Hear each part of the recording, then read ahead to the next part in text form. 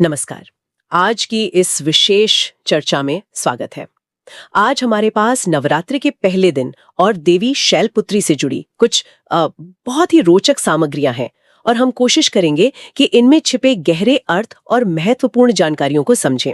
ये सामग्रियां देवी के स्वरूप, उनकी कथा और नवरात्रि में उनके पहले स्थान के महत्व पर सोचने को मजबूर करती हैं, है ना?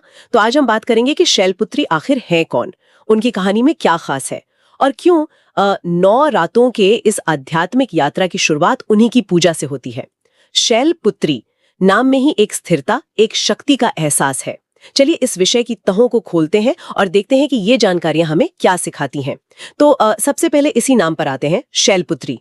इसका शाब्दिक अर्थ क्या निकलता है? जी, ये नाम अपने आप में बहुत कुछ कहता है। देखिए, शैल का अर्थ होता है पर्वत और यहाँ इशारा साफ तौर पर हिमालय की ओर है, और पुत्री यानी बेटी। तो शैलपुत्री का सीधा सा मतलब हुआ पर्वत की बेटी, मतलब हिमालय की पुत्री। ये नाम ही उनके स्वरूप और प्रकृति की ओर पहला संकेत देता है। हिमालय की पुत्री, हाँ, ये अपने आप में ही स्थिरता, विशालता और पवित्रता का प्रतीक लगता है। लेकिन कथाओं के हिसाब से देखें तो ये उनका पहला परिचय नहीं है, है ना? उनका एक पिछला जन्म भी था। बिल्कुल, यहीं से कहानी और दिलचस्प और कह सकते हैं गहरी होती है। पौराणिक विवरण जो मिलते हैं उनके अनुसार शैलपुत्री अपने पिछले जन्म में देवी सती थी। वो प्रजापति दक्ष की पुत्री थी और उनका विवाह भगवान शिव से हुआ था। हाँ, और जहां तक मुझे याद है, दक्ष और शिवजी के बीच संबंध कुछ ठीक नहीं थे। मतलब कथाओं में ऐसा ही आता है। दक्ष ने एक बहुत बड़ा यज्ञ किया था। जी हाँ, एक बहुत भव्य यज्ञ जिसमें उन्होंने लगभग सभी देवी देवताओं और ऋषियों मुनियों को बुलाया, पर जानबूझकर कह लीजिए उन्होंने अपनी ही बेटी सती और दामाद भगवान शिव को निमंत्रण नहीं भेजा। इसके पीछे कई कारण बताए जाते हैं। कभी दक्ष का अपना अहंकार, तो कभी शिवजी की जो तपस्वी जीवन शैली थी उसके प्रति उनकी एक तरह की अस्वीकृति। अच्छा, और जब देवी सती को पता चला इस यज्ञ के बारे में, तो जाहिर है एक बेटी होने के नाते उनका मन वहां जाने को हुआ होगा। पिता का घर था आखिर। हाँ बिल्कुल, एक बड़ा सामाजिक और धार्मिक आयोजन भी था। भगवान शिव ने उन्हें समझाया भी, स्थिति की गंभीरता बताई कि बिना बुलाए जाना ठीक नहीं, अपमान हो सकता है। उन्हें अंदाजा था शायद। लेकिन देवी सती, शायद उनका मात्र स्नेह या पिता के घर जाने की इच्छा ज्यादा प्रबल थी। उन्हें लगा होगा कि भाई बेटी को पिता के घर जाने के लिए निमंत्रण की क्या जरूरत। जी, तो वो शिवजी की सलाह के कह सकते हैं विपरीत वहां यज्ञस्थल पर पहुंच गई। और वहां जो हुआ वो शायद उन्होंने सोचा भी नहीं होगा। न सिर्फ उनका स्वागत नहीं हुआ, बल्कि उन्होंने देखा कि उनके पिता दक्ष सबके सामने भगवान शिव का अपमान कर रहे हैं। उनके लिए बहुत कटु शब्द कह रहे थे। ओह हाँ, अपने पति जिन्हें वो अपना सब कुछ मानती थी, आराध्य मानती थी, उनका ऐसा अपमान देवी सती के लिए असहनीय हो गया। उस पल की जो पीड़ा थी, गुस्सा था, अपमान की भावना थी, वो इतनी तेज थी कि उन्होंने वहीं उसी यज्ञ की अग्नि में अपनी देह त्याग दी। अरे जी, ये आत्म बलिदान सिर्फ दुखद नहीं था, बल्कि अपने सम्मान और अपने पति की गरिमा की रक्षा के लिए एक बहुत ही शक्तिशाली कदम था। ये तो वाकई दिल दहला देने वाली बात है। ये दिखाता है कि आत्मसम्मान और निष्ठा उनके लिए कितने ऊपर थे। लेकिन जैसा हिंदू दर्शन में अक्सर होता है, कहानी यहाँ खत्म नहीं होती, ये आगे बढ़ती है। सही कहा आपने, अंत नहीं है ये। कथाओं के अनुसार अपने प्राण त्यागने के बाद देवी सती ने ही अगले जन्म में पर्वतराज हिमालय और उनकी पत्नी रानी मैना के घर बेटी के रूप में जन्म लिया। और क्योंकि वे पर्वत की पुत्री थी, इसीलिए शैलपुत्री कहलाई। ये पुनर्जन्म एक नए अध्याय की शुरुआत थी, एक नई पहचान के साथ। अच्छा, तो सती का तेज और संकल्प ही शैलपुत्री के रूप में फिर से प्रकट हुआ। और फिर क्या नियति ने उन्हें दोबारा उनके साथी से मिलाया, मतलब शिवजी से? हाँ बिल्कुल। आगे चलकर शैलपुत्री ने कठोर तपस्या की और उनका विवाह फिर से भगवान शिव से ही हुआ। ये पूरी कथा एक अद्भुत चक्र दिखाती है। प्रेम, फिर वियोग, त्याग, तपस्या, पुनर्जन्म और आखिर में दिव्य मिलन।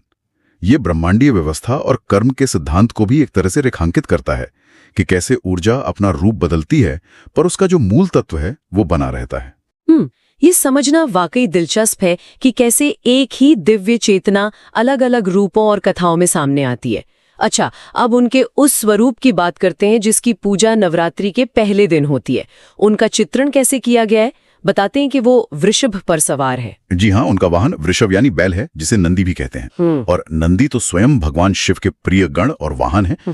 तो शैलपुत्री का नंदी पर सवार होना उनके शिव से जो अटूट संबंध है उसका प्रतीक है। साथ ही ये स्थिरता और धर्म का भी प्रतीक माना जाता है। उनके स्वरूप का वर्णन और भी गहरा है।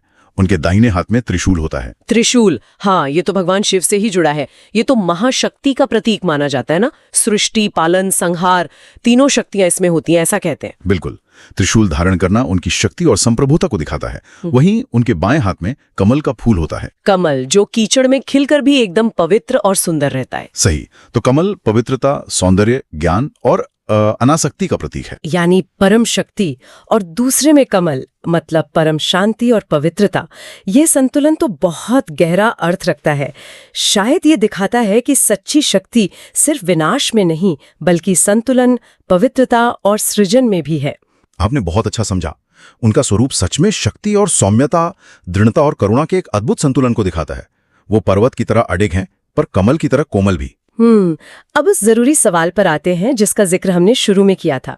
नवरात्रि के 9 दिनों की साधना में सबसे पहले दिन ही माँ शैलपुत्री की पूजा क्यों? पहले दिन उन्हें याद करने का क्या खास महत्व है? ये सिर्फ एक क्रम है या इसके पीछे कोई गहरा आध्यात्मिक कारण है? नहीं, ये सिर्फ क्रम नहीं है। इसके पीछे गहरा प्रतीकात्मक और आध्यात्मिक महत्व है। जैसा हमने समझा, शैलपुत्री पर्वत की बेटी हैं। अब पर्वत क्या दर्शाते हैं? स्थिरता, दृढ़ता, एक अचल आधार। नवरात्रि एक गहन आध्यात्मिक यात्रा की शुरुआत है, एक 9 दिन का अनुष्ठान। तो किसी भी महत्वपूर्ण काम या यात्रा को शुरू करने के लिए सबसे पहले क्या चाहिए? एक मजबूत नींव, एक स्थिर बेस। अच्छा, यानी शैलपुत्री की पूजा करके साधक सबसे पहले अपने अंदर स्थिरता और दृढ़ संकल्प को बुलाता है। जैसे कोई बिल्डिंग बनाने से पहले फाउंडेशन मजबूत करते हैं, वैसे ही साधना की सफलता के लिए मन और चेतना को स्थिर करना जरूरी है। बिल्कुल सही। मान्यता यही है कि मां शैलपुत्री की उपासना से साधक को मानसिक स्थिरता, शांति और दृढ़ता मिलती है। जब मन बाहरी हलचल से, डिस्ट्रैक्शन से अप्रभावित होकर शांत और केंद्रित होगा, तभी तो वो आगे की 9 दिनों की ऊर्जाओं को ग्रहण करने और साधना में गहरे उतरने के लिए तैयार हो पाएगा। वे एक तरह से जड़ता को तोड़कर चेतना के ऊपर उठने की प्रेरणा देती हैं। उन्हें मूलाधार चक्र से भी जोड़ा जाता है। मूलाधार चक्र, क्या आप इसे थोड़ा और साफ कर सकते हैं? शायद कुछ श्रोता चक्र प्रणाली से बहुत परिचित न हो। अवश्य। देखिए, योगिक परंपरा में मूलाधार चक्र को हमारे ऊर्जा शरीर का आधार माना जाता है। ये रीढ़ की हड्डी के सबसे निचले हिस्से में स्थित होता है। ये हमारी जड़ों से, सुरक्षा की भावना से, पृथ्वी तत्व और भौतिक अस्तित्व से जुड़ा है। तो शैलपुत्री का संबंध मूलाधार से होने का मतलब है कि वे हमारी सबसे बेसिक, बुनियादी ऊर्जाओं को स्थिर और जागृत करने में मदद करती हैं। और ये किसी भी आध्यात्मिक उन्नति के लिए पहला कदम है, कह सकते हैं। तो स्थिरता, शांति, दृढ़ता और साथ ही हमारी ऊर्जा प्रणाली की नींव को भी मजबूत करती हैं। इन गुणों के अलावा धैर्य और आध्यात्मिक शक्ति का भी जिक्र मिलता है उपलब्ध जानकारी में। ये गुण तो जीवन की किसी भी चुनौती या नई शुरुआत के लिए बहुत जरूरी लगते हैं। निश्चित रूप से। धैर्य का मतलब है मुश्किल हालात में भी विचलित न होना। शांति यानी मन का संतुलन बनाए रखना। और आध्यात्मिक शक्ति मतलब अंदरूनी बल और संकल्प। शैलपुत्री की पूजा इन सभी गुणों को अपने अंदर विकसित करने का एक आह्वान है, एक प्रेरणा है। वे हमें याद दिलाती हैं कि महान ऊंचाइयों तक, जैसे पर्वत शिखर तक पहुंचने के लिए धैर्य और लगातार कोशिश की जरूरत होती है। क्या उनकी उपासना के लिए कोई खास मंत्र भी है जिसके जरिए भक्त उनसे जुड़ सके? हाँ, कई भक्त उनकी कृपा पाने के लिए एक सरल और शक्तिशाली मंत्र का जाप करते हैं। इसका उल्लेख हमें मिली जानकारी में भी है। हाँ, इसमें दिया गया है ओम देवी शैलपुत्र्याय नमः, और कहा गया है कि इस मंत्र के जाप से देवी जल्दी प्रसन्न होती हैं और भक्तों को आशीर्वाद देती हैं। जी, मंत्रों को अक्सर विशेष ध्वनि कंपन माना जाता है जो संबंधित देवता की ऊर्जा से जुड़ने में मदद करते हैं। तो विश्वास है कि पूरी श्रद्धा और साफ मन से इस मंत्र का जाप करने से मां शैलपुत्री प्रसन्न होकर साधक को शक्ति, मानसिक, शारीरिक और आध्यात्मिक, और समृद्धि, भौतिक और आंतरिक दोनों का वरदान देती हैं। ये मंत्र एक तरह से उनके स्थिर और पोषण देने वाले स्वरूप का आह्वान है। तो अगर हम आज की इस पूरी चर्चा को समेटें तो हमने कई अहम बातें समझी। मां शैलपुत्री पर्वतराज हिमालय की पुत्री हैं, ये तो उनका नाम ही बताता है। हाँ, और उनका पिछला जन्म देवी सती के रूप में था, जिन्होंने अपने पति भगवान शिव के अपमान के बदले यज्ञ की अग्नि में अपने प्राण दे दिए थे। फिर उनका पुनर्जन्म हुआ हिमालय के घर। उनका स्वरूप भी बहुत प्रतीकात्मक है। वो वृषभ यानी नंदी पर सवार है, जो स्थिरता और शिव से जुड़ाव का प्रतीक है।